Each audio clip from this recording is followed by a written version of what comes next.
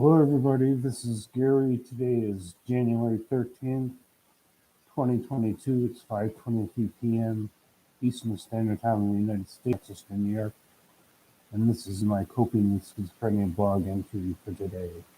I just wanted to update on my physical pain that I've been experiencing. I still have a lot of physical pain in my legs, in my lower back, my arms, my muscles, my knees. We decided to put me back on Neurontin, also known as gabapentin, to control the physical pain that I'm having. The physical pain started when we tried to withdraw me from the Neurontin, withdraw me from the gabapentin. I'm still feeling a lot of pain in my legs and my knees when I walk, especially if I try to walk long distances. I tried to go out for a walk today. I only made it so far before I turned around and came back. I didn't make it the full distance that I usually walk. I do have a portable leg exercise on my apartment I used for about 45 minutes after I got home from my walk. It's a little bit easier on my legs to use than walking outside in heavy boots that make me drag my legs and cause a lot of pain. But physical exercise and physical therapy is part of the approach we're trying to use to control my physical pain.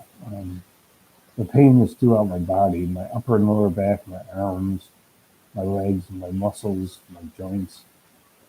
We're not exactly sure yet what's causing the pain, but the Neurontin might help. I'm also taking Tylenol extra strength 3 times a day within a 24-hour period. I'm also taking the Flexeril for the muscle pain. This is a prescription medication. So I'm still dealing with a lot of physical symptoms. As far as my schizophrenia is concerned, I'm not getting the best sleep every night. I've been waking up around 3 or 4 o'clock in the morning and getting up early because I can't get back to sleep. I take a shower, brush my teeth, and around 4:30, then I take a Klonopin and then Zyprexa to calm me down, and I meditate early in the morning. If I'm lucky, I'm like in another couple hours of sleep and wake up around 7 or 8 p.m. When I don't get a good night's sleep, that affects my hallucinations, my delusions, my paranoia, my depression, my anxiety, my fear, and my physical pain. They all increase if I don't get a good night's sleep. And it's kind of a vicious circle because if I have physical pain, then I can't get to sleep. And if I can't get to sleep, I have more physical pain. Um, I'm seeing my primary care physician on the 21st, which is next week. I'm seeing my therapist on the 20th. And on Tuesday, I have group.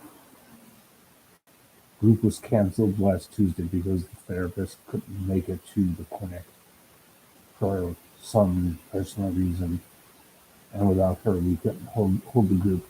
But it's a group that lasts for 10 weeks, and there's 9 more weeks to go, and it's every Tuesday. So I have a busy week next week with group, my therapist, and my primary care physician. I went to the emergency room earlier this week because I'd fallen on the ice outside and landed on my left knee. I wasn't sure if it was fractured or not. So I went into the emergency room, they x-rayed it. There was no fracture. It was swollen. Um, the x-ray did show that there was swelling within the joint, but there was no fracture or dislocation of my knee. It's very difficult for me to walk on ice and snow without slipping. That's why I wear heavy snow boots.